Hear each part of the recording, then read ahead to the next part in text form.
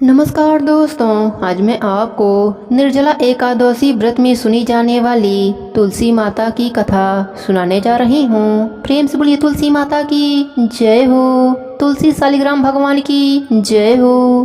ब्रह्मा जी कहते हैं कि जो भी भक्त प्रातःकाल स्नान करके पवित्र होकर कोमल तुलसी दल से भगवान दामोदर की पूजा करता है वह निश्चय ही मोक्ष पाता है। पूर्व काल में भक्त विष्णुदास भक्ति पूर्वक तुलसी पूजन से शीघ्र ही भगवान के धाम को चला गया और राजा चोल उसकी तुलना में गौड़ हो गए। तुलसी से भगवान की पूजा पाप का नाश और पुण्य की वृद्धि करने वाली है। अपनी लगाई हुई तुलसी जितना ही अपने मूल का विस्तार करती है उतने ही सहस्त्र युगों तक मनुष्य ब्रह्मलोक में प्रतिष्ठित रहता है। यदि कोई तुलसी को संयुक्त जल से स्नान कराता है तो वह पाप मुक्त होकर आनंद का अनुभव करता है। जिसके घर में तुलसी का पौधा विद्यमान है उसका घर तीर्थ के समान है, वहाँ यमराज के दूत नहीं जाते। जो मनुष्य तुलसी काष्ठ संयुक्त गंध धारण करता है क्रियमाण पाप उसके शरीर का स्पर्श नहीं करते। जहाँ तुलसी वन की छाया हो वहीं पर पितरों की तृप्ति के लिए श्राद्ध करना चाहिए। जिसके कान में, मुख में और मस्तक पर तुलसी का पत्ता दिखाई देता है उसके ऊपर यमराज कुदृष्टि नहीं डालते हैं। प्राचीन काल में हरिमेधा और सुमेधा नामक दो ब्राह्मण थे। वह जाते जाते किसी दुर्गम वन में परिश्रम से व्याकुल हो गए। वहाँ उन्होंने एक स्थान पर तुलसी दल को देखा। सुमेधा ने तुलसी का महान वन देखकर उनकी परिक्रमा करी और भक्ति पूर्वक प्रणाम किया। यह देख हरिमेधा ने पूछा कि तुमने अन्य सभी देवताओं व तीर्थों व्रतों के रहते तुलसी वन को ही प्रणाम क्यों किया? तो सुमेधा ने बताया कि प्राचीन काल में जब दुर्वासा के श्राप से इंद्र का ऐश्वर्य छीन गया तब देवताओं और असुरों से मिलकर समुद्र मंथन किया गया तो धनवंती रूप भगवान श्री हरि और दिव्य औषधियाँ प्रकट हुईं। उन दिव्य औषधियों में मंडलाकार तुलसी उत्पन्न हुई जिसे ब्रह्मा आदि देवताओं ने श्री हरि को समर्पित कर दिया और भगवान ने उसे ग्रहण कर लिया। भगवान नारायण संसार के रक्षक और तुलसी उनकी प्रियतमा हैं, इसलिए मैंने उन्हें प्रणाम किया है। सुमेधा इस प्रकार कह ही रहे थे कि सूर्य के समान अत्यंत तेजस्वी विशाल विमान उनके निकट उतरा। उन दोनों के समक्ष ही वहाँ एक बरगद का वृक्ष गिर पड़ा और उसमें से दो दिव्य पुरुष प्रकट हुए। उन दोनों ने हरिमेधा और सुमेधा को प्रणाम किया। तब दोनों ब्राह्मणों ने उनसे पूछा कि आप कौन हैं? तब उनमें से जो बड़ा था वह बोला, मेरा नाम अस्तित्व है। एक दिन मैं नंदन वन में पर्वत पर क्रीड़ा करने गया था तो देवांगनाओं ने मेरे साथ इच्छा अनुसार विहार किया। उस समय उन युवतियों के हार के मोती टूटकर तपस्या करते हुए लोमस ऋषि पर गिर पड़े। यह देखकर मुनि को क्रोध आ गया।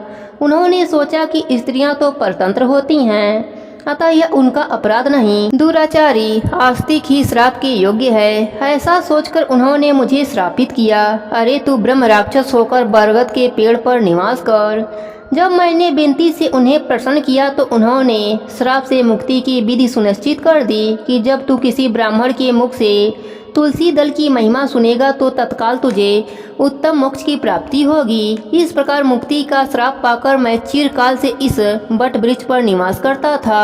आज दैववश आपके दर्शन से मेरा छुटकारा हुआ है। तत्पश्चात वह दोनों श्रेष्ठ ब्राह्मण परस्पर पूर्णमयी तुलसी की प्रशंसा करते हुए तीर्थ यात्रा को चल दिए। इसलिए भगवान विष्णु को प्रसन्न करने वाली तुलसी माता की पूजा अवश्य करनी चाहिए। प्रेम से बोलिए तुलसी माता की जय हो, विष्णु भगवान की जय हो। एक समय की बात है, एक गांव में एक ब्राह्मण और ब्राह्मणी रहते थे। उनके कोई भी संतान न थी। ब्राह्मण नित्य नियम से सुबह नदी में स्नान करने जाया करते थे और घर आकर पूजा पाठ किया करते थे।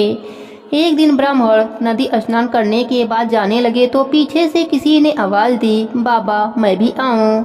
उस ब्राह्मण ने पीछे मुड़कर देखा पर वहाँ कोई नहीं था। फिर से चले तो फिर से आवाज आई, बाबा मैं भी चलूं। ब्राह्मण ने सोचा कोई दिखाई तो देता नहीं, कौन बुला रहा है। फिर ब्राह्मण ने कहा, भूत प्रेत हो तो मत आना, कोई देव हो तो आना। इतने में एक छोटी सी कन्या आई और बोली, बाबा मैं आपके घर आऊंगी। ब्राह्मण ने उंगली पकड़ाई और उसे घर लेकर आ गए। घर आने पर उसकी पत्नी बोली, यह कन्या किसकी है? वह कन्या बोली, माँ मैं तेरी हूँ। ब्राह्मणी ने ब्राह्मण से पूछा, क्या बात है? ब्राह्मण ने सारी बात बताई। उन दोनों ने उसे बेटी कहकर पुकारा। वह दोनों पति पत्नी बहुत खुश हुए और बोले, इसका क्या नाम रखें? ब्राह्मण बोला, इसका नाम तुलसी रख देते हैं, यह हमारे आंगन की तुलसी है। अब तुलसी खेलने कूदने लगी। माता पिता भी उसे बड़ा प्रेम करते थे। वह बड़ी हुई तो माता पिता उसकी शादी की चिंता करने लगे। तब तुलसी बोली, मेरी चिंता आप मत करो, मुझे तो स्वयं भगवान श्री हरि लेने आएंगे। आप लोग तैयारियां करो। शादी का मुहूर्त निकला। कार्तिक शुक्ल एकादशी के दिन तुलसी जी का विवाह शालिग्राम जी के साथ हो गया। जब तुलसी जाने लगी, उसके माता पिता रोने लगे, बेटी हम तुम्हें कहाँ लेने आएंगे? तब तुलसी ने कहा, माता पिता आप मेरी चिंता मत करना, मेरा ससुराल द्वारिका धाम है। आप जब याद करोगे तो मैं आ जाऊंगी। आप अपने आंगन में तुलसी लगाना, उससे मन को शांति मिलेगी। आंगन की तुलसी को आप सदा हरा रखना, उसकी पूजा अर्चना करते रहना। इतना कहकर तुलसी विदा हो गई। ब्राह्मण और ब्राह्मणी अपने आंगन की तुलसी की पूजा अर्चना करने लगे। कुछ दिनों के बाद ब्राह्मण और ब्राह्मणी की मृत्यु हो गई। उन्हें लेने विष्णु लोक का विमान आया और वह दोनों ब्राह्मण और ब्राह्मणी वैकुंठ धाम को चले गए। हे तुलसी माता, जैसे आपने ब्राह्मण और ब्राह्मणी पर अपनी कृपा करी, वैसे ही अपने सभी भक्तों पर अपनी कृपा बनाए रखना।